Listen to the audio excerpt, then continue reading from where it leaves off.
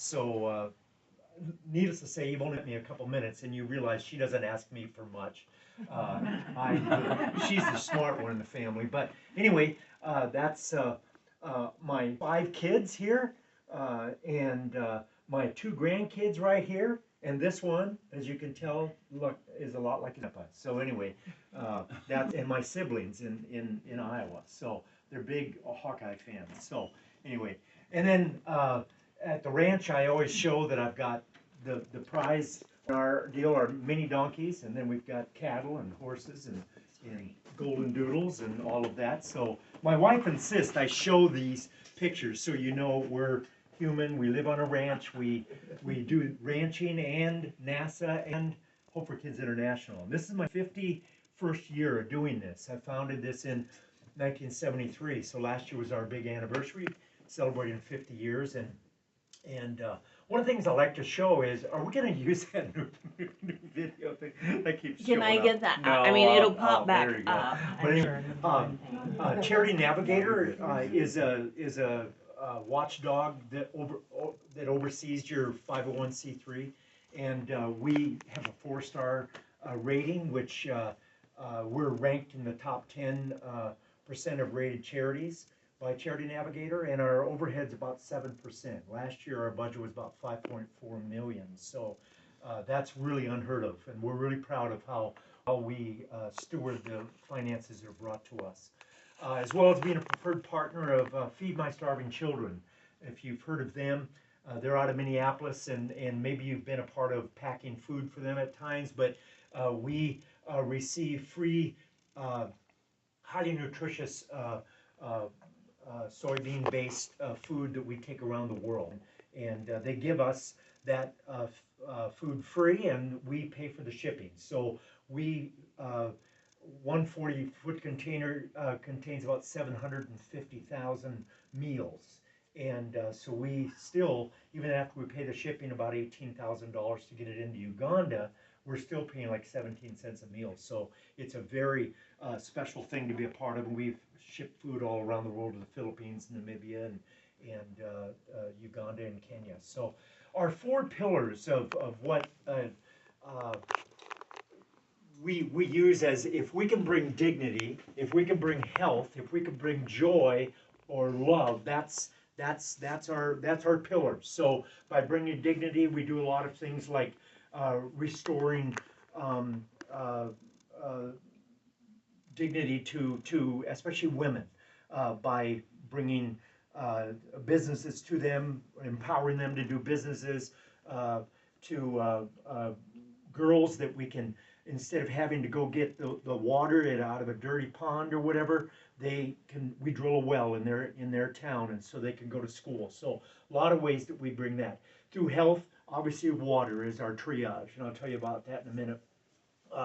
And then health centers, we do medical outreaches wherever we are. And then joy is probably the big surprise to people, because when you meet kids that are in extreme poverty, you wouldn't think they'd be so full of joy. So we do all kinds of things, sports things, soccer and basketball and all kinds of things for kids, and give them toys, stuffed animals, whatever, just to bring them joy. And then love is the love of Jesus. We're a faith-based organization. We make it very clear that if somebody gives finances to us and they say you can't be religious or can't talk about God, can't talk about Jesus, we say there's other humanitarian organizations you can donate to. We really can't have those strings attached to us, and so we believe we're the hands and feet of Jesus in all that we do. So that's pretty important.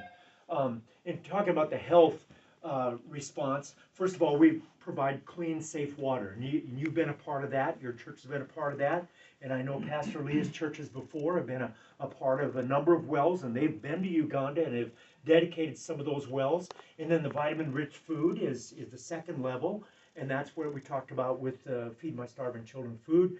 And then we build medical clinics in rural areas.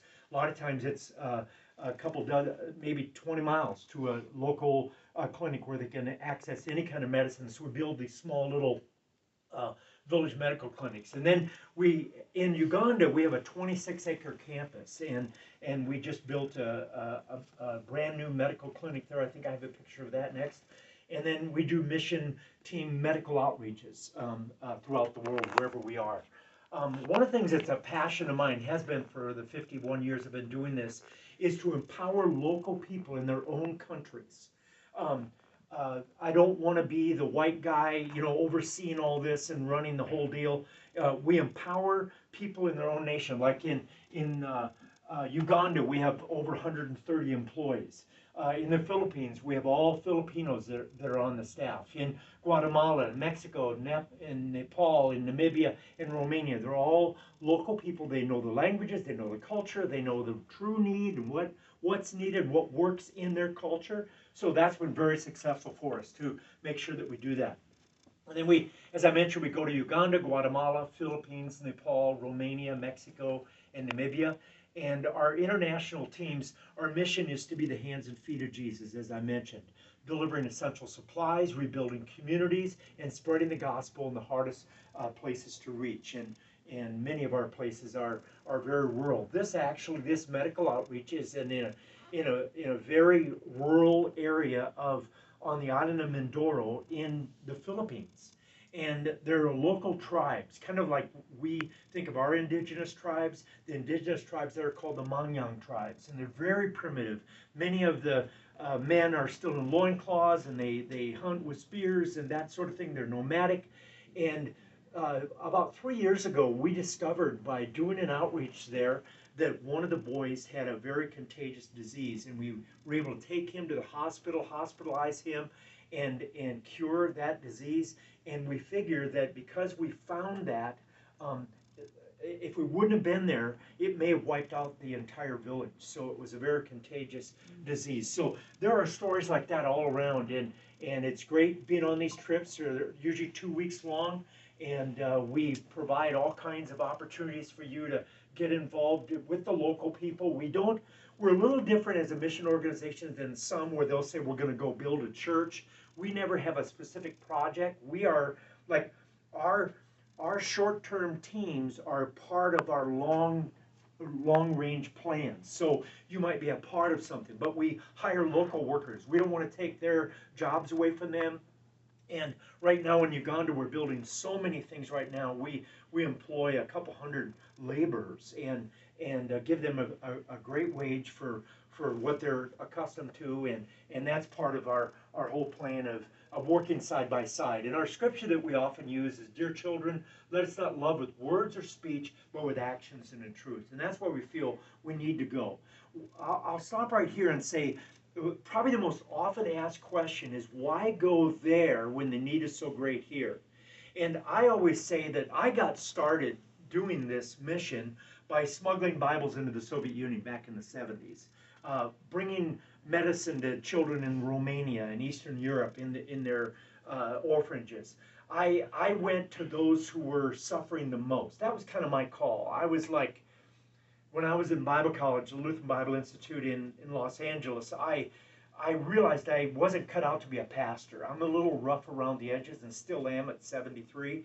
And I love riding motorcycles, and I like coloring outside the lines, and that's putting it mildly. And so when I read about smuggling Bibles, I thought, that's something I'd like to do. You can do something illegal for God. That's how I started this whole deal. So then I realized that there were people in great need that didn't have access to safe water or even the basics of life. So that's, because of my background, that's my passion. And I always say to people that say, why go there, why not here? I kind of turn that around and say, there are great organizations here in the States. There are legitimate needs here. There are people in need. And I ask, what organization are you giving to, or what are you volunteering for? And typically, the answer is, I'm not really involved anywhere. And that's my passion. Especially as a follower of Jesus, we should be involved in making a difference in our communities, in our cities, in our nations, in our states, or whatever. And there are many great organizations here you can give to. So I say, if that's your heart, then that's great. Mine is for those who are in extreme poverty. So all of our destinations are reaching people that don't have access to clean water, they don't have access to enough food or shelter or the basics of life, education. And so that's our focus. And we believe that by going to these places, we are fulfilling the Great Commission to go into all the world. And it's just as noble, I often say, to go across the street is across the sea. But for us, most of our focus is to go across the sea to those in the greatest needs. Here's some of the things that we do. We build chapels, we build medical clinics, we build primary schools, we build vocational and secondary schools, we build housing for teachers as well as students. We put in septic systems, we do solar power, we develop farmland, and we build playgrounds and sports courts. So it has a big variety. We don't just do water, we do all of these things, and we believe it addresses the whole person and all that. As I mentioned, we have this campus in Tororo, Uganda that we're building right now, and there we have Fairmont Christian Secondary School, the Brandon Vocational Skills Center. We teach different vocations. I was just there and just got home about 2 weeks ago, and I don't know if we have any of the latest pictures here. No, I guess not. But anyway, that campus has just grown. We just dedicated a brand new, this is a look at one angle of it, a brand new family medical center that's got the latest in technology, and it's going to serve people for miles around because there's nothing like it in the area. First of all, it serves our kids. We have about 2,500 kids that we sponsor in our education programs. They get first access. That's where they're treated. And then the community itself. In fact, the medical center actually has two wings. One is for the students and one is for the community. And we did a soft opening. We were there mid-November, and it is really exciting and really amazing what's going on there. So anyway, that's just a glimpse of what we do on the main ground. Now, something you've been involved with is the water thing, and this picture is really heart-wrenching, but it's pretty typical. And Rick and Pastor, you've been there. You've seen what this is like.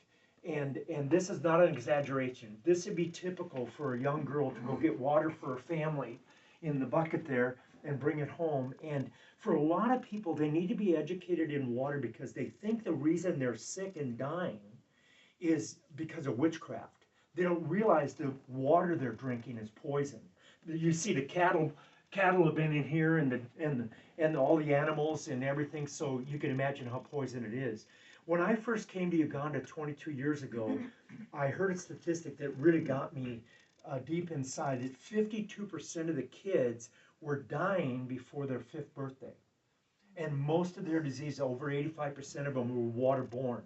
So the Minister of Health, when I dedicated a hospital, he said to me, I see you're starting to drill wells. If you could focus on that, your hospitals would not be as full. The death rate would drop, because what happens when we drill a well, a freshwater well, I think we've got one here, yeah, and it's a pump, because most places we drill, there is no electricity in those villages. So we've discovered this simple hand pump to go 150 to 300 feet down, even more times, is easy enough for a child to pump.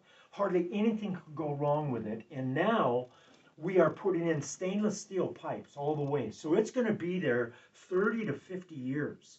And very little maintenance. There's a chain that wears out, there's some grease that needs to happen, and we've got a way to do that. Look at this figure. We've now drilled 1,172 wells, which is absolutely amazing to think of the numbers of people that has literally saved the lives. Because as soon as they start drinking this water, typhoid disappears, cholera disappears, all those death diseases disappear. Malaria, which is the #1 killer, now it doesn't kill them because they're hydrated. Where before they're dehydrated, they're sick, they're already when they get that. So $10,500 is per borehole, and that's the World Health Organization said that's the best charitable donation you can make, because of the longevity of it, and just that it brings instant health. So when we're talking about health, that's our main deal. We also have a Join the Circle of Thirsty, when you could give so much a month or whatever, and this is another actual source of water that this little child is drinking out of those.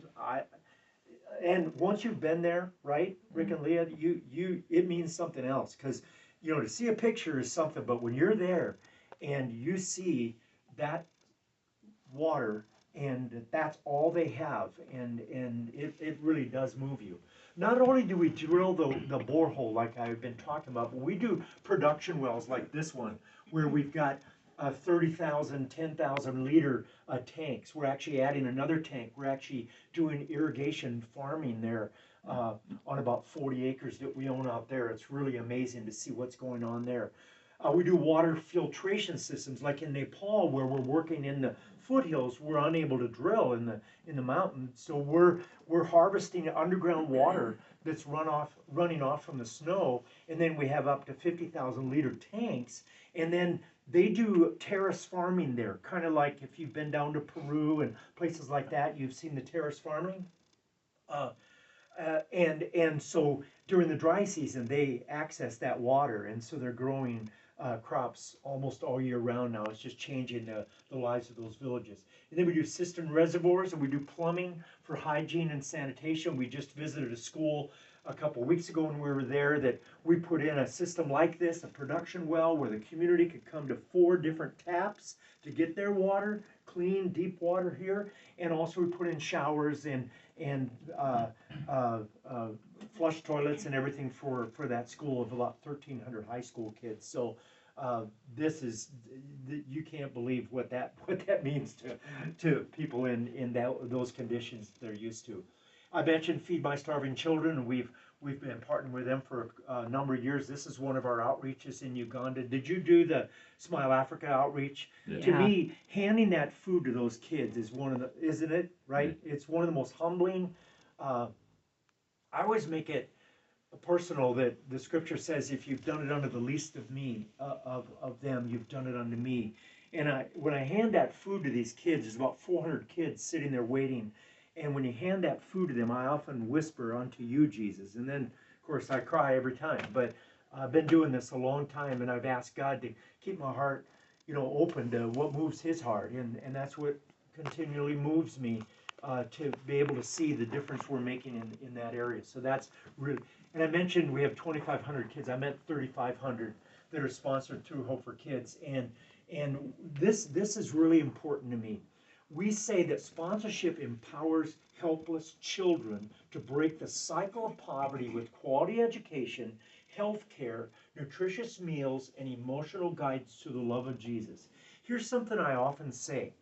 We don't give handouts. And here's the reason. I say we give hand-ups. Handouts can be very harmful. As you've probably heard, you give somebody something the first time and they're grateful. You give it to them the second time, they're expecting it. You give it to them the third time and they're entitled. And you give it to them the fourth time and they're dependent on you. And you've taken away their drive to get it on their own. You've taken away their dignity to be able to go out and work or do whatever to provide for their families. And I've made a lot of mistakes over these 51 years, and I saw it early on. When you come into an extreme poverty area and you see people with extended bellies and literally starving, you want to do whatever you can. But I've learned over the years that by giving a hand up, and that's what I often say. I've sponsored many kids over the years. And I say to my sponsored kids, I'm here to sponsor you in school. I will provide your education all the way through the university, which I've done quite a number of kids over the years. But now you've got the tools. You're on your own. And they go, but Daddy, you're the president. You can do it for us. And I say, the toughest thing I've got to say to you is no, I'm not going to, because you'll be dependent on me and you won't have the drive to finish and to provide for your family and the future generations. So that's kind of a little summary of what we like to talk about when we talk about empowering kids to break that cycle. We truly believe education breaks the cycle. And we always share God's word. Guide me in your truth and teach me, for you are God, my Savior, and my hope is in you all day long. And that's from Psalm 25. And this is a little Roma girl or Gypsy girl in Romania. I've been involved in Romania since the 70s, since the early 70s, smuggling Bibles into that when Ceausescu was their communist leader and when it was illegal, and then I was there when we saw the conditions of the orphanages and continued to help. And now that Romania is in the EU, those orphanages have disappeared. They're no longer those orphanages. But we shifted to the poorest people again. There, I'll talk a little bit about the untouchables in the service today, and the Roma are the untouchables of Eastern Europe or Central Egypt or Central Europe. And so we've been educating the Roma kids, and we've seen some incredible things happen there. We've built churches in their communities, we've built showers for them, so when they go to school, they don't have a reputation of a typical, what they've been known as before, that we're giving them dignity. We've even seen some of them go on to the university. So incredible stories happening with the Roma people. The sponsorship is $39 a month, a little over $1 a day. And what we provide the kids for is we give them a high quality education. We give them uniforms and shoes and school supplies, because you have to have a uniform to attend a lot of the schools. We give them motivation, improved grades. We've got social workers assigned to them for emotional and academic needs. We give them the medical care, as I mentioned before. Knowledge they're a part of the Christ-centered extended family, and hope despite their trials. So that's, if you sponsor a child, you have a relationship with that child. I often encourage people, if you have grandchildren or children, you sponsor in your grandchild's name. It's a great lesson for our grandchildren who are living in our great nation, to know that there are kids that don't have, and they can correspond with them and share pictures back and forth of their lives. And so it's a one-on-one relationship that you have with this child. So that's really important. These are some of the kids that we've got, Rosella and Yvonne in Nepal and James in Uganda, that I've got their profiles in the back of the church here. You could do a classroom if you wanted to, or a half a classroom. Some people say, I don't want to do a long-term deal, I'll just give a gift for a classroom, and that's a very positive thing to do. And here, Pastor Leah, you're even mentioned in these. Wow. And the LCMC neighbors of the other churches are blessed by funding 9 wells. I know down in Deschler and some of the other communities, they've been a part of it. And I think one of the times I was down there, I just saw such a great response, because guys saying, we understand how important water is. We depend on irrigation in this area. And they really responded. So that's absolutely amazing that your relationship with these other churches have provided nine wells. And again, this I believe is your latest well that, yes, and this is their actual one thing. Some of you maybe have met Angie. I know